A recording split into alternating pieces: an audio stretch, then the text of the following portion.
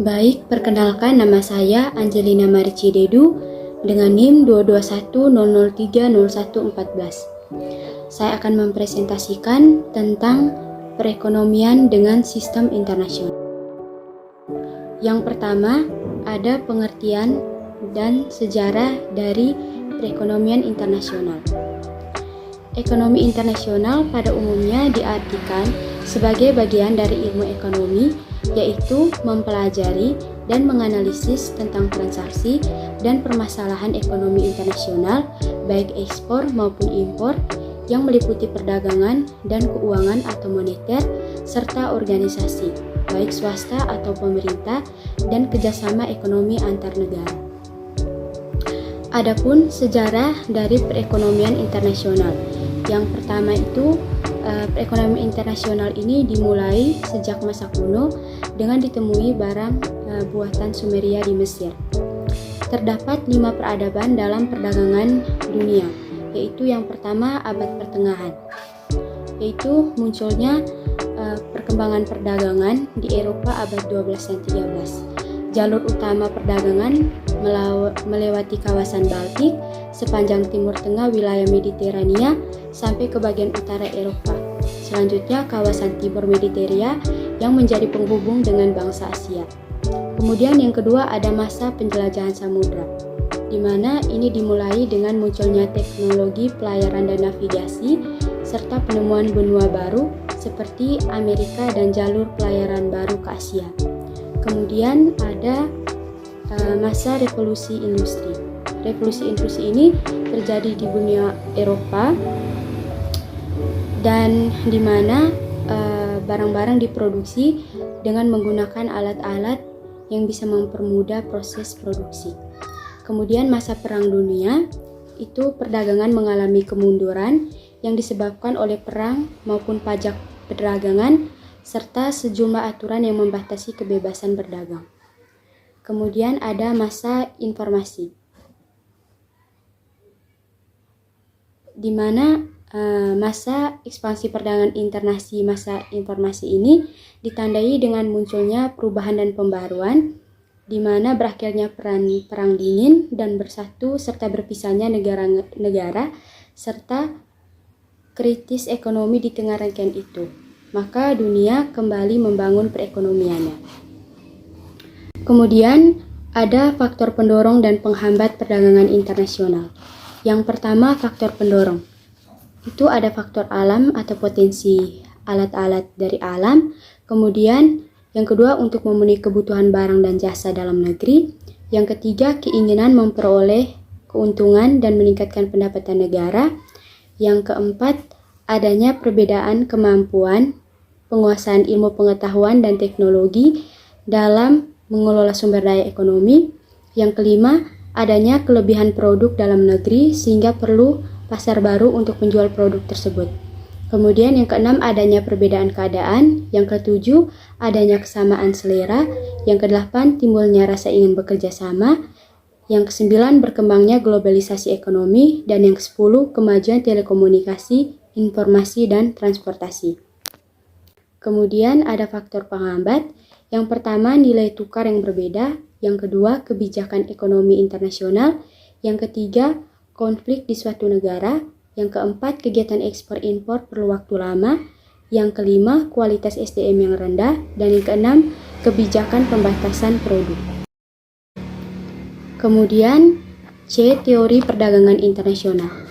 Yang pertama, ada teori keunggulan mutlak, dikembangkan oleh kaum mekanisme dan Adam Smith, di mana teori ini berhubungan dengan nilai barang yang efisien atau komparatif, sehingga ketika barang itu memiliki nilai efisien, maka bisa diperjualbelikan.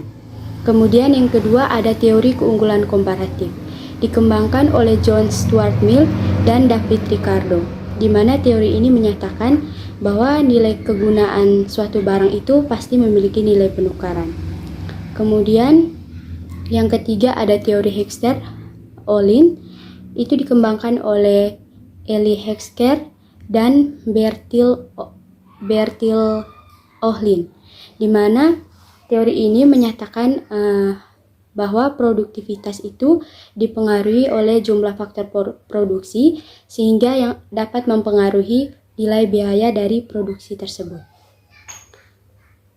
Kemudian yang ketiga ada ada jenis perdagangan internasional.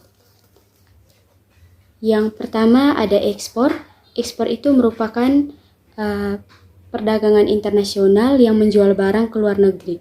Kemudian impor itu adalah perdagangan internasional yang melakukan pembelian barang dari luar negeri. Kemudian ada barter, itu merupakan perdagangan internasional dengan melakukan sistem saling tukar barang, di mana barangnya itu memiliki nilai nominal yang sama. Kemudian ada package deal, di mana ini merupakan sistem perdagangan internasional dengan menerapkan suatu perjanjian antar dua negara yang berhubungan dengan ekspor maupun impor. Kemudian ada border crossing, di mana ini merupakan perjanjian dagang antara negara yang saling berbatasan. Kemudian yang keenam ada sea border crossing, di mana ini merupakan perjanjian antar dua negara yang memiliki batas lintas laut.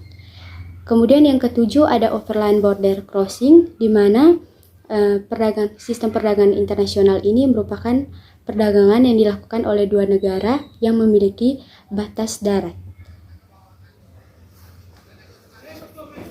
Kemudian kebijakan perdagangan internasional. Terdapat dua kebijakan secara umum, yaitu meliputi kebijakan ekspor. Kebijakan ekspor ini meliputi tarif. Jadi tarif ini merupakan pembebanan pada barang-barang yang dari luar negeri yang masuk ke dalam Indonesia. Itu seperti bea pajak maupun bea cukai. Kemudian ada subsidi, di mana subsidi ini merupakan alokasi anggaran melalui perusahaan atau lembaga yang memproduksi atau menjual barang dan jasa, ditetapkan tarif sehingga ketika menjual barang itu dapat sesuai dengan kemampuan masyarakat untuk membeli. Kemudian yang ketiga ada dumping, di mana dumping ini merupakan penetapan harga jual di luar lebih normal dibandingkan dalam negeri. Kemudian yang keempat ada diskriminasi harga, di mana di situ merupakan suatu proses untuk menetapkan harga. Kemudian ada kebijakan impor yang meliputi yang pertama ada larangan impor, di mana larangan impor ini merupakan suatu kebijakan yang dikenakan terhadap suatu barang yang masuk ke dalam negeri agar tidak menimbulkan kerugian bagi pihak dalam negeri yang mengimpor barang tersebut. Kemudian yang kedua ada kuota, di mana di sini merupakan kebijakan terhadap penetapan barang-barang yang diimpor atau jumlah barang yang diimpor. Kemudian dampak negatif dan positif perdagangan internasional. Yang pertama dampak positif itu mendorong pertumbuhan ekonomi, yang kedua menjadi sumber devisa negara, yang ketiga meningkatkan kemakmuran negara, yang keempat menambah lapangan pekerjaan, yang kelima mempererat hubungan antar negara, yang keenam menarik investor asing, yang ketujuh kualitas produksi semakin tinggi, dan yang kedelapan transfer teknologi. Kemudian ada dampak negatif, yang pertama ketergantungan pada negara-negara maju, dan yang kedua industri kecil kalah bersaing, yang ketiga adanya persaingan tidak sehat, dan yang keempat munculnya penjajahan ekonomi, kelima munculnya eksploitasi SDA dan SDM, serta yang keenam timbulnya kesenjangan pendapatan. G. Alat dan cara pembayaran internasional. Pembayaran internasional itu melalui suatu yang dinamakan dengan devisa. Jadi devisa ini dapat dibedakan menjadi 4. Yang pertama ada devisa umum. Devisa umum ini diperoleh dari hasil ekspor maupun impor. Kemudian yang kedua ada devisa kredit, itu dihasilkan dari pinjaman luar negeri. Kemudian ada devisa negara, itu merupakan devisa yang dihasilkan oleh suatu negara. Itu baik melalui sektor pariwisata dan sebagainya. Kemudian yang keempat ada devisa pelengkap. Jadi devisa pelengkap ini merupakan devisa yang dimiliki oleh swasta, tetapi penggunaannya itu tetap diawasi oleh pemerintah. Kemudian ada devisa ekspor. di mana devisa ekspor ini diperoleh dari hasil penjualan barang ke luar negeri. Kemudian ada sumber devisa, itu diperoleh dari kegiatan ekspor, pinjaman atau bantuan luar negeri, pendanaan swasta, hibah, jasa sektor pariwisata, transaksi, pengiriman uang, tenaga kerja di luar negeri ke Indonesia, dan bea masuk. Adapun cara pembayaran internasional, yang pertama pembayaran tunai. Pembayaran tunai ini dilakukan pada dua pihak eksportir dan importir yang belum mengenal secara lama. Jadi pembayarannya ini dapat dilakukan dengan wesel bank dan transfer telegrafis. Kemudian yang kedua ada pembayaran kemudian. Jadi pembayaran kemudian ini bisa dilakukan pada dua pihak eksportir maupun importir yang sudah saling mengenal lama dan melakukan perdagangan itu sudah cukup lama, sehingga pembayarannya ini dapat dilakukan kemudian, tetapi dengan melalui kesepakatan. Kemudian yang ketiga ada commercial bill of exchange, di mana ini merupakan surat perintah pembayaran yang diterbitkan oleh pihak eksportir kepada pihak importir untuk membayar biaya dari barang yang dijual. Kemudian yang keempat ada konsinyasi, di mana konsinyasi ini merupakan perdagangan barang ekspor dengan cara menitipkan barang kepada brokerage atas dasar kesepakatan harga tertentu. Kemudian yang kelima ada letter of credit, di mana letter of credit ini merupakan surat yang diterbitkan dari bank yang diminta oleh pihak importir untuk yang diminta oleh pihak eksportir untuk ditujukan kepada pihak importir. Kemudian ada private compensation, di mana ini merupakan pembayaran suatu penduduk yang berada di dalam negeri dengan penduduk lain di luar negeri.